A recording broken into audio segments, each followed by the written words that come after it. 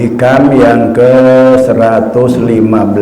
Lamma alimal haqqu minka wujudal malali lawana laka ta'ati wa alima ma bika min wujudis sarohi fahajaroha alaika fi ba'dil awqati liyakuna hammuka iqamatas sholati la wujudas sholati fama kullu musallin muqimun. Artinya, lama ketika alimal haqqu, Allah mengetahui, minka dari kamu wujudal malali, adanya kebosanan-kebosanan atau kemalasan-kemalasan, lawana laka ta'ata, Allah membuat aneka ragam ketaatan-ketaatan bagi engkau. Wa alima, dan karena Allah mengetahui, mafika, apa yang ada pada dirimu, min wujudis sarohi, kerakusan atau ambisi yang sangat besar, fahajaroha, maka Allah membatasi alaika, atas engkau, fi ba'dil awqati, dalam waktu-waktu ketaatan, liyakuna hammuka, agar semangat kamu itu iqamatas sholati, tertuju kepada mendirikan sholat, la wujudas sholati, bukan mengadakan atau mengerjakan sholat. Fama kullu musallin, maka tidaklah setiap orang yang sholat itu muqimun, mendirikan sholat. Sifat bawaan sejak lahir itu atau sifat dasar manusia itu bosenan dan rakus atau toma.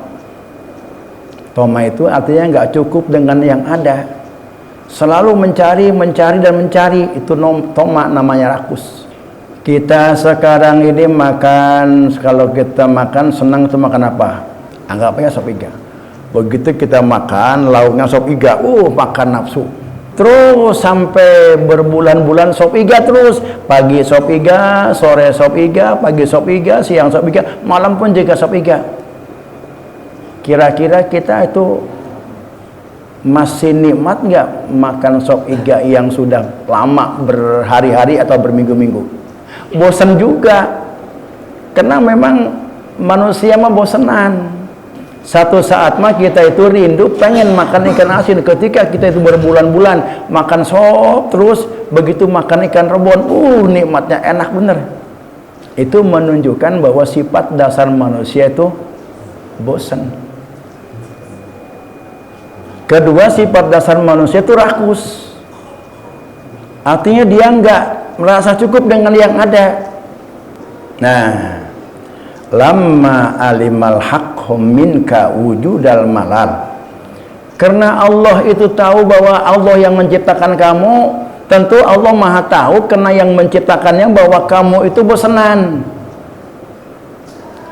Karena manusia itu sifat dasarnya bosanan, lawana laka ta'at, maka Allah menjadikan ketaatan-ketaatan itu bermacam-macam. Bentuk-bentuk ketaatan itu macam-macam. Tidak seperti Allah kepada malaikat.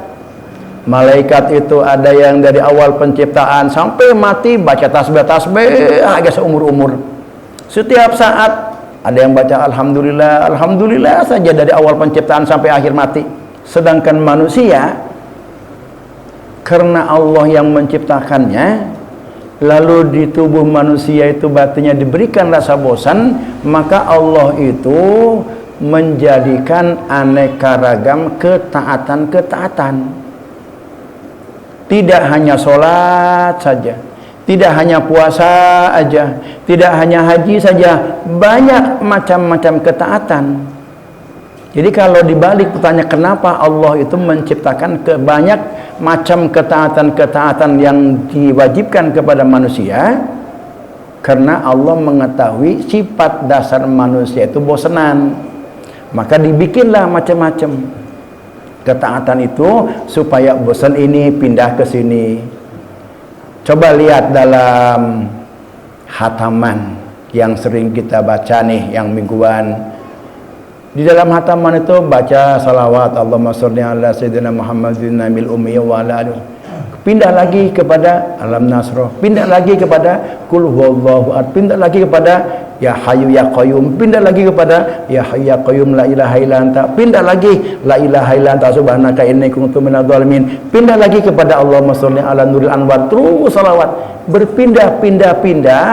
Itu adalah karena kita kalau misalkan baca Alam Nasrah saja selama kita hataman bosan juga tiap hari kita lakukan. Tapi kalau dijadikan pindah-pindah itu ada satu kenikmatan, ada satu dorongan dan gairah di dalam kita melakukan ketaatan itu. Ada sholat pun juga ada sholat wajib juga tidak satu, ada zuhur, ada asar, ada maghrib, ada isya, ada subuh. Kemudian puasa Ramadan, ada puasa sunnah, macam-macam puasa. Kemudian ada haji, ada umroh, ada zikir, ya baca la ilaha illallah, kemudian ada baca Quran. Itu adalah bentuk-bentuk ketaatan. Yang kedua, wa alima ma fika min wujudi sarohi, dan karena Allah itu mengetahui bahwa kamu itu serakah. Manusia ini sifat dasar yang keduanya serakah.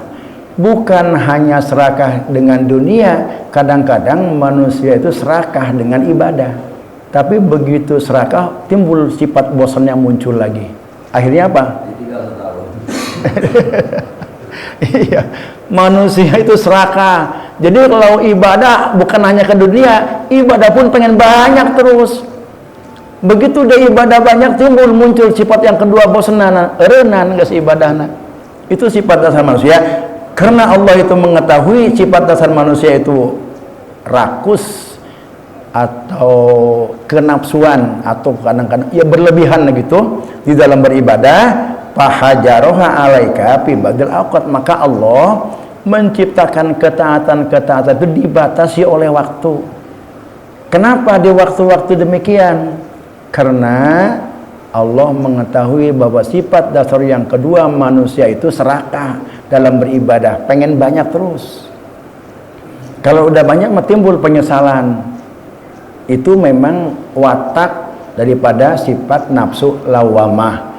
Kalau itu pengen banyak, setelah dia berbuat tapi dia menyesal, dia mencela. Kalau dia berbuat ibadah sedikit, dia mencela. Kalau kita berbuat ibadah banyak, dia menyesal, merasa merasa rugi gitu untuk berbuat banyak ibadah itu. Nah, kenapa Allah itu menciptakan berbagai macam ketaatan? Lalu ketaatan itu pun juga Allah ciptakan kenapa dibatasi oleh waktu-waktu pelaksanaannya? Intinya adalah liyakuna hamuka iqamata shalah. Fokusnya supaya kamu itu fokus kepada mendirikan sholat, bukan melaksanakan sholat. Nah, ini inti persoalannya. Nanti kita lihat seperti apa mendirikan sholat dan seperti apa melaksanakan sholat. Kenapa makullu musallin muqimun? Tidak setiap orang yang sholat itu mendirikan sholat. Al-haqqu ya'muru bi iqamatis sholat wala bi piliha. Allah itu nyuruh manusia mendirikan sholat, wala bi piliha, bukan mengerjakan sholat. Nah, ini ada dua istilah, mendirikan sholat dan mengerjakan sholat. Kalau begitu apa bedanya mendirikan sholat dengan mengerjakan sholat? Kata Sayyid Ibnu Athaillah, pamakullu musallin, tidak setiap orang yang sholat itu mukimun dikatakan mendirikan sholat. Ya, kalau begitu apa? Seperti apa yang namanya mendirikan sholat itu? Mendirikan sholat itu adalah huwaladzi ro'a bisaro'itoha wa arkanaha wa sunanaha wa adabaha wa khusu'aha. Yang disebut orang mendirikan sholat itu adalah orang yang sholatnya itu menjaga syarat-syarat sah sholat. Orang yang sholatnya itu syaratnya bagus, rukunnya sudah terpenuhi dilaksanakan dengan bagus, sunnah-sunnahnya baik itu abad maupun hayat dilaksanakan dengan baik, wa adabuha dan adab-adaban juga dilaksanakan dengan baik, wa khusu'aha kekhusuan di dalam sholat ada. Itulah baru orang dikatakan muqimus sholah, orang yang mendirikan sholat. Kalau orang sholat itu syarat sah sholatnya nggak terjaga. Syarat sah sholat itu apa aja? Tahu waktu, kemudian sholat itu dikerjakan pada waktunya. Jangan sampai sholat duhur jam 11 udah dilaksanakan, berarti itu nggak tahu waktu. Sholat duhur jam 11 nggak sholat, itu serakah orang tuh. Namanya bahasa serakah itu contohnya nih, contoh orang yang tomak serakah dalam beribadah itu seperti tadi zuhur jam 11 udah sholat, bukan pada waktunya. Syarat-syaratnya, syarat sahnya terjaga, waktu, suci dari hadas, baik hadas besar maupun hadas kecil, suci dari najis, kemudian auratnya tertutup, kemudian tahu tentang keperluan bahwa sholat ini sholat fardu, bahwa sholat yang saya lakukan ini sholat sunnah, kemudian tidak melakukan hal-hal yang membatalkan sholat, menghadap kiblat, tidak makan dan minum. Nah, itu adalah syarat sah sholat. Ketika sholat dia nggak makan nggak minum. Bagaimana sih makan dan minum dalam sholat? Ketika kita wudhu terus mengalir, ngurucut lah bahasa Sundanya mah, air dari bekas wudhu ke ini, ke mulut, ke bibir, kemudian dijilat, ditelan, itu minum. Walaupun nggak sampai 1 gelas, 1 tetes. Kita habis makan, puasa nih, makan buka puasa, ada makan lemper, makan apa, ada nyelap di gigi, ya. Ketika sholat, ya naon ya nyempil diterui, itu makan dalam sholat, walaupun hanya sepotong nasi itu di dalam yang nyempil di dalam gigi. Ketika sholat terlepas, lalu kita telan, itu makan. Itu dijaga. Syarat-syarat sah sholat yang seperti itu dijaga, jangan sampai terjadi. Punya wudunya jangan asal wudu saja, betul-betul wudunya. Nah, setelah syaratnya, rukun-rukunnya udah gampang lah, cuma ya rukun-rukun mah tahu semuanya.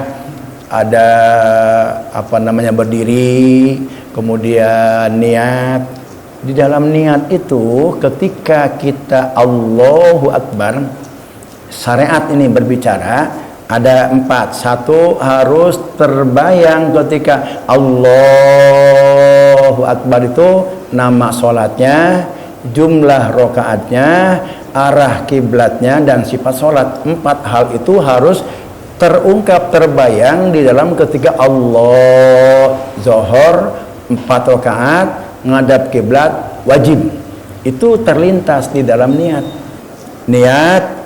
kemudian beserta dengan takbiratul ihram, lalu berdiri baca Fatihah, kemudian ruku, lalu tumakninah, kemudian i'tidal, kemudian tumakninah, kemudian sujud, dan seterusnya. Ada 17 rukun sholat, kita pahami itu, kita jaga nih, supaya sholat kita syaratnya kita tahu terpenuhi, supaya sholat kita rukunnya tahu terpenuhi. Kemudian wasunanaha, pekerjaan-pekerjaan yang sunat pun juga dijaga. Jangan itu mah sunnah ini, jangan ada istilah begitu. Harus terpelihara, terjaga pekerjaan-pekerjaan yang termasuk dalam pekerjaan sunnah sholat, walaupun sunnah sifatnya, tidak membatalkan kepada sholat, kalaupun juga itu tidak dilakukan atau terlewat. Sunnah-sunnah sholat itu apa saja? Ada 2, ada sunnah abad, ada sunnah hayat. Pekerjaan-pekerjaan yang termasuk ke dalam sunnah abad itu adalah duduk tahiyat awal. Itu abad itu. Kemudian membaca sholawat kepada Nabi pada tasahud awal, kunut, kemudian sholawat kepada keluarga Nabi, hayat, selebihnya hayat, baca takbir, baca tasbih, baca amin, kemudian mengeraskan suara untuk sholat-sholat yang sifatnya jahar, itu hayat. Jadi syarat-syaratnya sudah kita penuhi, rukun-rukunnya sudah kita penuhi, sunnah-sunnahnya baik itu abad maupun sunnah hayat sudah kita penuhi, adab-adabannya pun juga harus kita penuhi. Salah satu orang yang tidak beradab dalam sholat itu malas. Sholatnya itu pengen buru-buru selesai. Kalau imam itu baca suratnya panjang banget ini, langsung dia tuh ada timbul sifat malesnya itu nggak adab itu.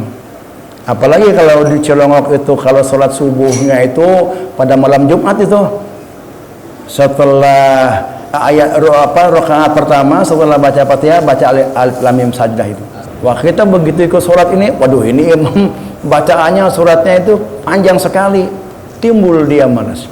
Atau gini, kita taraweh nih, taraweh begitu imam yang lain berdiri Allahu Akbar, terus ketika mau imam baca surat dia baru berdiri, usolli sunat tarawih supaya selesai, cepat-cepat selesai.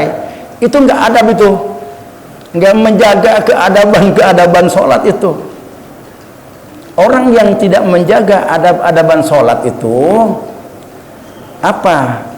Kata kunci orang yang nggak punya adab dalam sholat, malas. Sholat terasa beban. Kalau orang itu sholat merasa terpaksa, sholat itu terasa sebagai beban, ada rasa malas, itu orang nggak punya adab.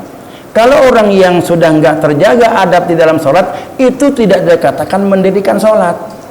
Yang terakhir nih, kekhusyuan ini ya minimal lah kita 1/10 lah, walaupun enggak 100% khusyuk. Jarang yang bisa sampai, bahkan susah untuk bisa mencapai khusyuk 100% dari mulai Allahu Akbar sampai salam. Minimal lah saat kita Allahu Akbar ada kekhusyuan, khusyuk pantang ke Allah. Alhamdulillah nih kalau orang-orang yang udah pada talqin, kalau hobinya udah jalan, ketika dia mulutnya membaca Fatihah, hobi jalan, yang ada di dalam hatinya dia menyebutkan Allah. Itu termasuk bagian daripada wilayah khusyuk itu. Khusyuk. Maka yang udah talqin mah tuh hobinya harus jalan itu. Ketika sholat itu jalan. Kalau nggak ada kekhusyuan, nol sama sekali, dari mulai Allahu Akbar kabiron, begitu Allahu Akbar, udah itu pikiran ngelayap lagi, ada di mall, ada di pasar, ada di jalan, ada di rumah, ada di tempat dagang. Udah itu nggak terjamin kekhusyuannya. Jika sholat yang kita lakukan itu nggak terjaga kekhusyuan dan adab-adabnya, laisa bimukimin, itu nggak termasuk orang yang mendirikan sholat. Allah menyuruh kita bukan mengerjakan sholat, tapi mendirikan sholat nyuruhnya. Ini sholat aturan tahiyat awal ya. Karena pikiran kemana-mana berdiri, padahal jamaah itu sudah mengatakan subhanallah, subhanallah, terus aja dia berdiri, kagoklah aing nangtung. Berarti itu udah jelas, itu udah nggak ada kekhusyuan, itu udah nggak ada kekhusyuan, nggak terjaga itu sunnah-sunnahnya. Tahiyat awal termasuk sunnah nggak terjaga, itu nggak termasuk orang yang mendirikan sholat. Pama kullu musallin mukimun, tidak setiap orang yang sholat itu dikatakan mendirikan sholat. Nah, yang mendirikan sholat itu al-mukimu huwallazi ro'a saraituha wa arkanaha wa sunanaha wa adabaha wa khusu'aha. Orang yang menjaga sholatnya itu syarat sahnya terjaga, rukun-rukunnya terjaga, adab sunah-sunahnya terjaga, adab-adabnya dan khusu'nya terjaga, baru itulah dikatakan mendirikan sholat. Sekarang kita cocokkan dengan yang sholat yang kita lakukan tiap hari. Apakah kita termasuk orang yang mendirikan sholat atau termasuk yang musallin? Wallahu alam.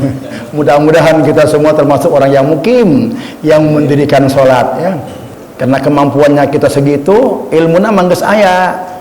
Kita berupaya untuk bisa ke situ. Ya memang belum dimampukan oleh Allah, itu kita belum sampai. Alhamdulillah kita pun juga sudah sampai ke situ.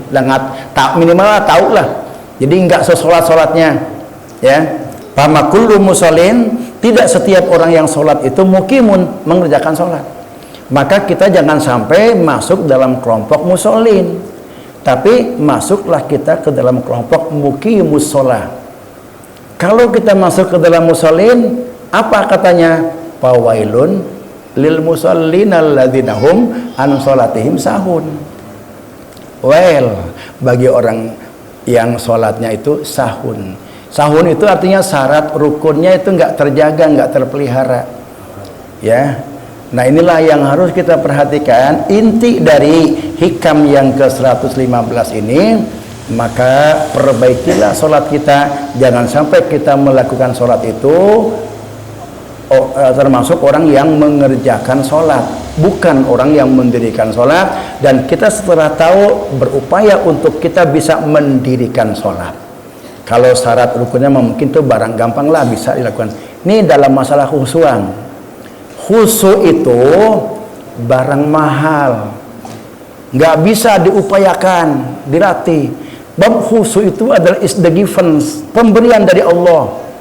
Allah akan menaruh khusyuk di dalam kolbu seseorang itu kalau kolbunya udah bersih. Sepanjang di dalam kolbu itu masih ada dunia, masih ada sifat-sifat tercela, Allah tidak akan memberikan kekhusyuan di dalam kolbu orang itu. Kalau di dalam kolbu orang itu masih seperti tong sampah, apa aja ada di situ, nggak mungkin Allah itu menitipkan sesuatu yang sangat mahal, menitipkan kekhusyuan di dalam kolbu kita yang campur aduk, yang kotor itu. Maka untuk bisa mencapai kekhusyuan, ilmunya sudah ada, tapi hati kita ini nggak dijaga kebersihannya, dijamin kekhusyuan itu nggak akan dapat itu. Maka untuk bisa mencapai kekhusyuan, kita berupaya takhalli. Takhalli, kosongkan sifat-sifat tercela. Tahalli, hiasi diri kita ini dengan sifat-sifat terpuji. Insya Allah tajalli, kekhusyuan akan Allah titipkan di dalam diri kita. Fa in kanal malalu awis sarahu waqi'aini fi sholat. Ini ciri-ciri orang yang mengerjakan sholat nih. Kalau orang itu ada rasa bosan, ada rasa malas, atau ada rasa rakus di dalam beribadah. Pain kanal malalu awis saroh. Malal itu bosan, malal itu malas, saroh itu terlalu semangat di dalam sholat. Sholat dohor jam 11 nggak sholat, nggak semangat jangan sholatnya itu. Waqi'aini, itu terjadi fi sholati, di dalam sholat. Lam yakun biha mukiman, orang itu nggak dikatakan mendirikan sholat, bal fa'ilu sholat, tetapi orang itu dikatakan mengerjakan sholat. Ya, mudah-mudahan kita semua yang hadir di sini termasuk orang-orang yang mendirikan sholat, bukan orang yang mengerjakan sholat. Hikmah yang ke-116, wallahu alam bisawab.